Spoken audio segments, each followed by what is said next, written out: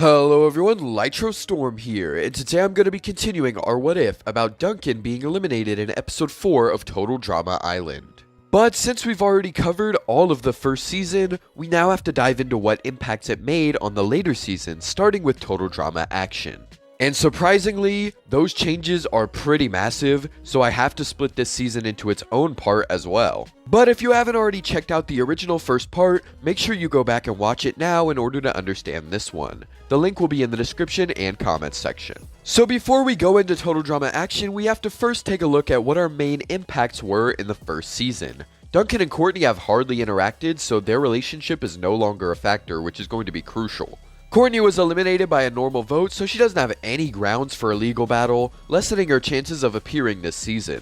This also means Courtney and Duncan won't hate Harold nearly as much. Bridget was capable of moving past her attachment issues with Jeff at the end of the first season, which should greatly alter season 2. Heather also wouldn't be bald. Justin's attractiveness has already been stained due to his prolonged stay in the first season, and that will definitely hold some weight going forward. But I'm pretty sure that's it, meaning we can finally dive in and cover Total Drama Action. Season 2 starts off pretty much the same, though when Justin says to follow the good-looking people, Beth and Lindsay take a second before assuming he means himself.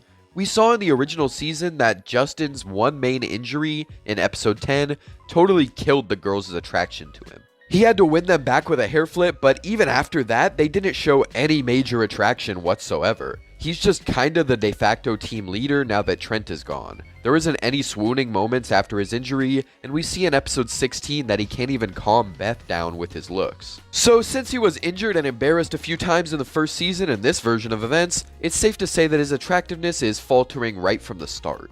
Jeff and Bridget aren't so focused on making out, as Bridget has learned from her mistakes already in the first season. This means they don't get captured so quickly by the monster, but they would eventually get caught.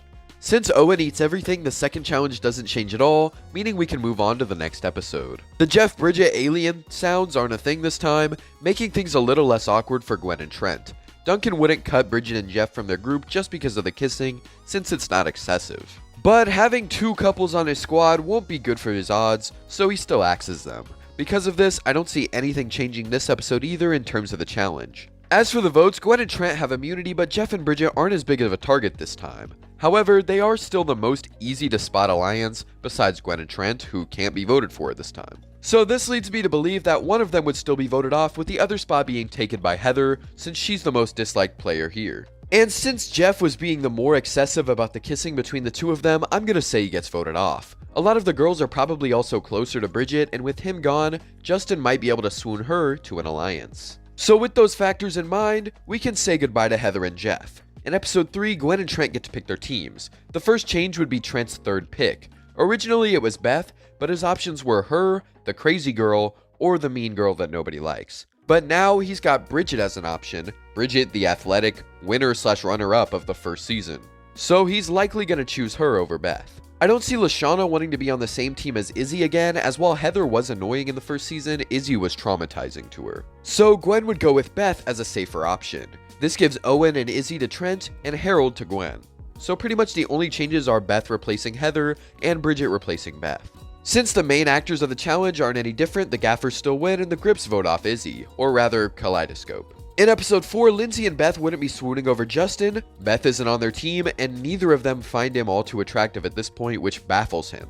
Since Bridget is a surfer, she'd probably go first for the grips. She'd be a bit bummed after losing Jeff, but she's able to move on in order to save her team. This gives the gaffers the win for the first part in my opinion, as I think Bridget would do better than Duncan, or at the very least they'd be tied. Beth would be giving her team friendship bracelets, but Gwen and Duncan would not want anything to do with that.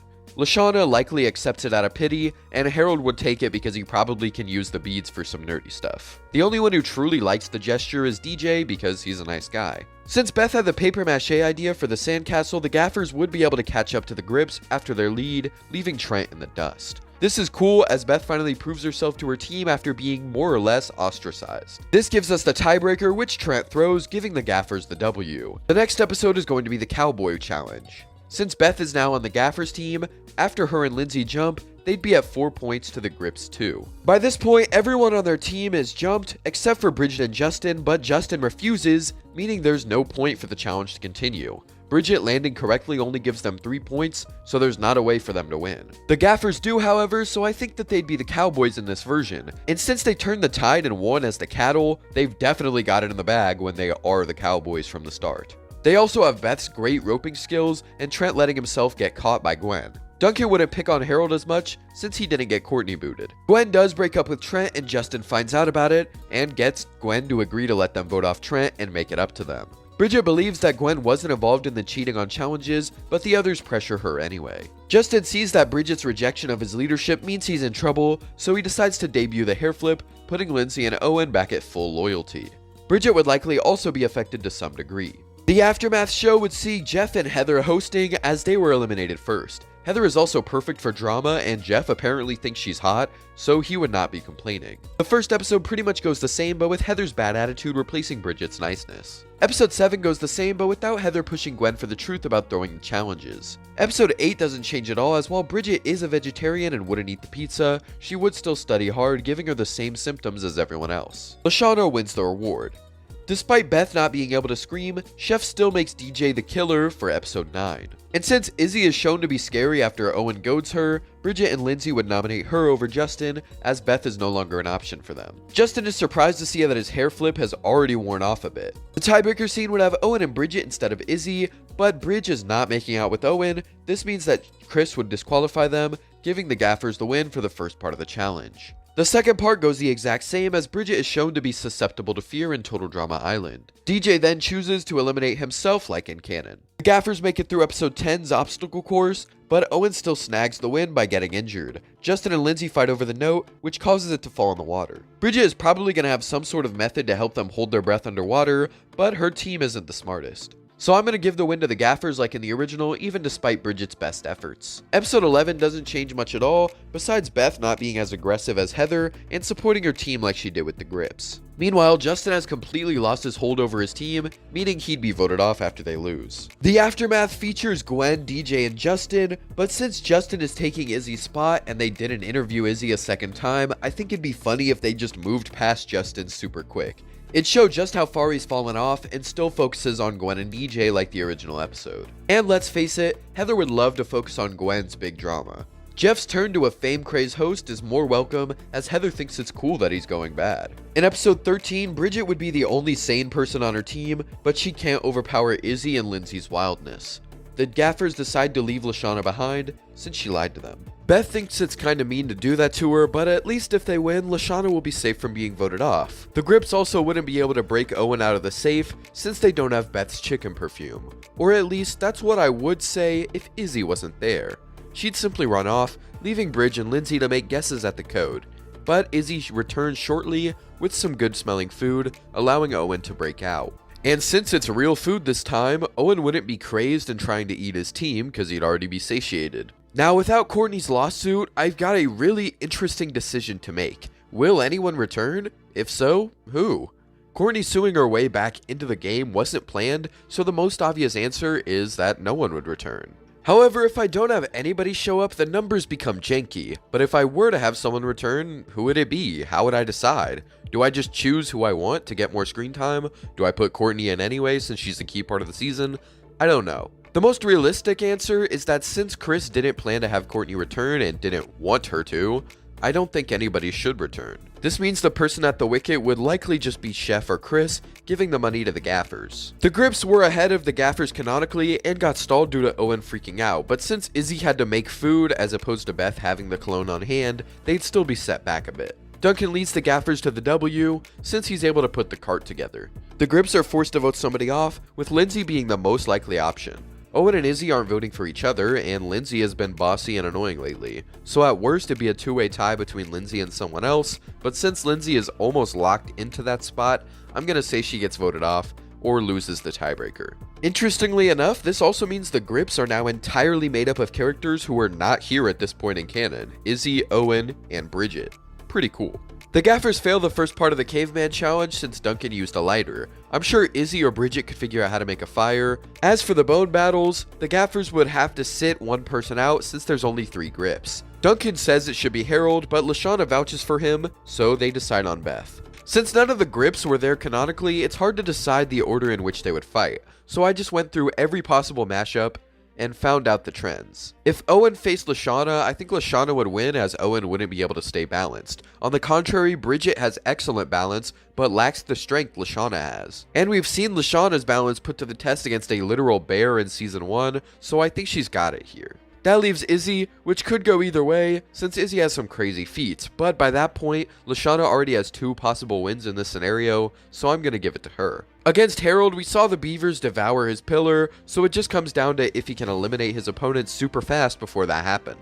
If not, then it'd be a tie, as Harold would just pull his opponent down with him, like he did with Justin. Once again, Owen would be easy to knock off, with Bridget and Izzy being harder. Izzy would likely dodge Harold's grab, giving her the win, while Bridget's clumsiness would cause her to fall with Harold. So overall, we've got a possible win, loss, and tie for both teams here. Against Duncan, Owen probably wouldn't even fit, as they're now down to 1 pillar, since the beavers destroyed the other one. Because of that, I want to place Owen before this one. Going against Bridget would be good, as Duncan admits she's athletic in Season 1. Plus, she's got the bigger stick now.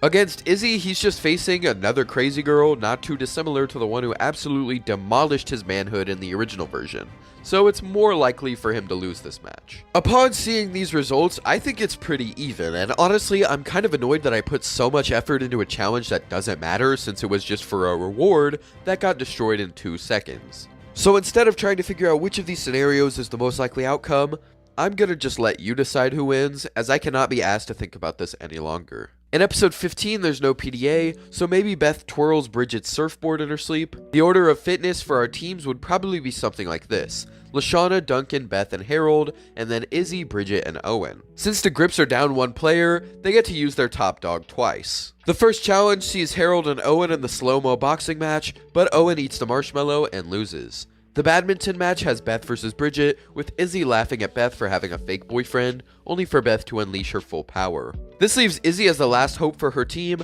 as she must win both of her challenges in order to just tie them up. Leshawna's bad talk would never be exposed since Courtney's PDA isn't present.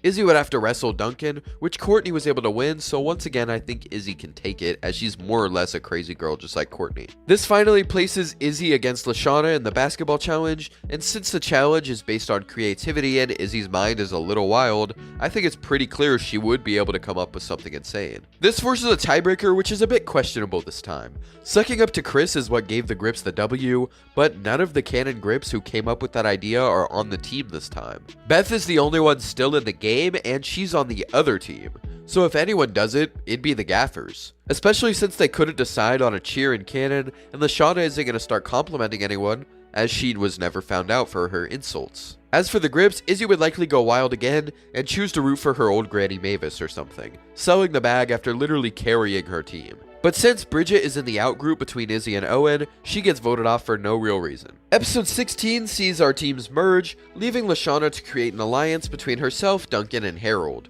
Izzy is able to get through the lasers and smash open the glass, giving her the advantage in the next challenge. She ziplines away and everyone follows her. Izzy uses her wire cutters to cut everyone's wires frantically, with none of them going off. And since she was able to do that, she gets the reward of going to the cheese factory. As for superhero ID, we have to address Izzy and Owen's superhero ideas. I think Izzy would just go nuts making a sick costume, but giving herself a ton of powers. This causes Chris to cut her off and score her a bit lower. As for Owen, his costume would be awful and his superpower would likely just be eating really fast. But it's a shame he doesn't have any food around. Right, Chris? But Chris doesn't like this as he sees what's going on here and gives him a low score. Leshawna and Harold both scored the highest at 7 points, minus Courtney and Lindsay, who are not here, so I'm just going to give both of them half of the advantage for the next challenge, 5 seconds shaved off their time in the hero run. And since Harold was the honorable mention behind Courtney and Cannon, I think we can give him the win here. Leshawna's elimination was originally propagated by Justin and Duncan, with Harold ultimately being convinced by them and Courtney, but there's no Courtney or Justin here. Duncan was meant to be the girl's target this episode, so if Izzy goes along, Duncan would be voted out. If she doesn't, then the votes would be split between Leshawna and Duncan, assuming she also votes for Leshawna. Luckily for Izzy, Duncan doesn't really have any major allies, whereas Leshawna is close with Harold, so if she removes Leshawna, tensions rise between Duncan and Harold, and that makes the game easier. So I think Izzy would likely flip, voting for Leshawna. This puts us at a tiebreaker between Duncan and Leshawna, which would likely be to have them two fight as their hero personas. But since Leshawna actually has a power and ranks higher than Duncan in fitness previously in the season, I'm gonna give her the win. This also works since the votes don't really seem to be in Duncan's favor before trying to focus really hard. So I guess Duncan being eliminated early in Island also makes him getting eliminated quite early in action. Episode 18 is the third Aftermath, featuring Bridge, Lindsay, and Duncan. It's got the typical Aftermath plot, but with Jeff being more power crazed than ever, freaking even Heather out. And he especially freaks out Bridget, with her being excited to see him again only to find a Chris clone wearing his skin. By the end, Jeff is the one in the electric chair, and he remembers his love for Bridget and returns to his old self. Episode 19 would have the Princess Challenge, which starts with Chris finding out who the princess is. Harold was the one who won both challenges in the last episode, but he's not a girl, so I don't think Chris would want him to be the princess. This leads to the shoe being offered to Leshawna and Izzy, where I think Izzy would be more enthusiastic to do it, and also more likely to get her foot to fit in the boot. And so we get Princess Izzy, forcing the others to embark on a journey to save her. Also, a little side note, I'd love to see what happens in action if we get to this challenge and everybody is a guy. Like if for some reason in a what if, all of the girls were eliminated early, and we just had guys here, I wonder what Chris would do, so maybe one day we'll dive into that and figure out what happens. Owen would be taking Justin's setback for the blind challenge, and Leshawna would take Lindsay's. I don't think Owen would cheat, so both he and Leshawna would fail along with Beth. This leaves Harold as the sole contender for immunity, which is odd. I don't know if he'd be able to slay the dragon alone, as he needed a distraction in canon, but even if he does, I don't think he's beating Izzy in a sword fight. Thus, Izzy is our winner. Now Izzy is probably going to try and vote off Leshawna once again, with Leshawna and Harold voting for Owen. Beth also joins them since she's pretty close to them, which places the votes at 3-2, sending Owen home. For the murder challenge, the suspects would be a little easier to spot since there's only 4 players this time. I think it'd be Izzy at first before the cast ends up realizing it's Leshawna. Harold was much more dominant in this challenge than Beth was, so I'll say he gets the reward and shares it with Leshawna. Though he's worried a little bit about the possibility she might actually be a killer. Episode 21 would feature the return of an old player, but I don't think it should be Owen, since he was just eliminated 2 episodes ago. The closest return we've had in Total Drama history was Izzy, but that was still 4 episodes. And since Courtney is still trying to get in the show in some way via her lawyers, Chris gives in and lets her in. But since she has no real claims of illegitimacy this time, she doesn't get any special perks. Well, except that she has a way to make it to the final 2, assuming she stirs up enough drama along the way, which Chris is absolutely counting on with Courtney. Courtney would still fail the first part of the rocker challenge, only to come ahead at the end of the third part, giving her immunity. Now, Izzy is the most obvious target, with Harold, Leshawna, and Beth trying to get rid of her for some time. Episode 22 splits the cast, but Courtney is actually competing, unlike Owen, as we don't have a 5th competitor. This makes it even harder for her to stir drama, as she's only placed with Harold, while Leshawna is placed with Beth. But luckily now the main couple isn't together, so she can definitely get Harold to start overthinking some things. As such, she makes a few subtle jabs at how Harold is working so hard to satisfy Leshawna and defend her with all points. Harold obviously just nudges this away, and continues to do so for all the following similar jabs. Courtney simply uses his anger to try and win them a reward, but given that the remotes are what controls the fighters, it's not looking like that matters all too much. Courtney broke her remote canonically when she was placed with Beth, so I imagine she'd do the same thing with Harold. This leads to Courtney and Harold having to prepare the dinner, while Beth and Leshawna compete for the reward. Since Courtney lost, Chris is super annoyed that she can't stir up any drama, but luckily she has an idea for how to still do that. She just needs one thing, her PDA. It's possible she might already have it, but Chris might not let her unless it was deemed useful, which now it would be. So for the first bit, we see Courtney and Harold working together to get the fish, only for Chris to give Courtney her PDA, which she allows Harold to use. While he does that, she takes on all the work, very similar to the situation with Beth. But eventually, Harold does end up stumbling upon the video of Leshawna's smack talk on everyone, including him. He shows Courtney, only for her to feign ignorance, saying that she's sorry, but she tried to warn him about it. This makes Harold way more loyal to Courtney and angry at Leshawna. Speaking of, Leshawna and Beth would probably just work together without a mole to cause a wedge between them. So they likely both receive the reward, which Leshawna tries to share with Harold, but he refuses and acts super angry toward her. At the same time, Court smiles through all her wounds. The next episode is a space movie, with everyone getting a gift from home. Leshawna would likely receive something from Leshawna, though I'm not sure what it would be. This is even more upsetting for Harold, and he makes a jab about how her and Leshawna are quite the pair, since they talk smack together. Since Harold is currently upset at Leshawna, he'd likely still make a similar playing the field comment to Beth, leading her to believe that he has a crush on her. And that line obviously ticks Leshawna off. Due to all the previous drama that was brewed, Courtney can kinda just sit back and let it play out. This means she doesn't have to break the window, which is good because Owen isn't here to clog it. But in terms of who would grab the joystick to save everyone from the asteroid, it's a bit torn between Leshawna or Harold. Harold only did it when Duncan threw him to the joystick, so it's possible Leshawna would grab it instead. I'm gonna say she does, as she's currently feeling like everyone is against her, and she'd be more determined to win. This gives her the order choice for the next challenge, and since she's ticked off, she ends up making Harold go first, herself last, and Courtney and Beth in the middle. Harold doesn't barf, so Beth would last even longer in there. This puts Courtney next, and I could see her competing or not competing. She did it in canon, but that's because Owen farted and Duncan puked in there before she got out. However, neither Harold nor Beth puke here, so it's still clean, and she might go for it. But it would still be gross if she ended up puking, as it'd get it all over her, so she might just rely on the drama she created, as she doesn't think she'll get voted off tonight. Then again, Courtney is a tryhard this season, so she might just shoot for the immunity anyway. But either way, I don't think she's beating Beth's record time, leaving Leshawna as the final go, which I don't think she could beat Beth here either, so Beth wins immunity this time around. Since there's no vomit, Harold really wouldn't talk to Beth after she gets out, meaning they wouldn't kiss. Harold points out Leshawna losing, which makes her angry as he's been acting all sorts of weird lately. This leads to Harold revealing what she said to Leshawna, making Leshawna an easy target for elimination. As she leaves, she apologizes to Harold and assures him that she still cares about him, but it's a little less impactful since he just found out and hasn't seen any reason to believe she didn't mean those things. Harold, Courtney, and Beth are the final three for the Animal Buddy Challenge. Courtney doesn't have a message on her PDA since she is the mole and not Owen. As there are only 3 competitors here, I think Chris would remove the chameleon since it's the easiest animal to handle. Well, in theory at least. Courtney calls the shark, leaving Harold and Beth.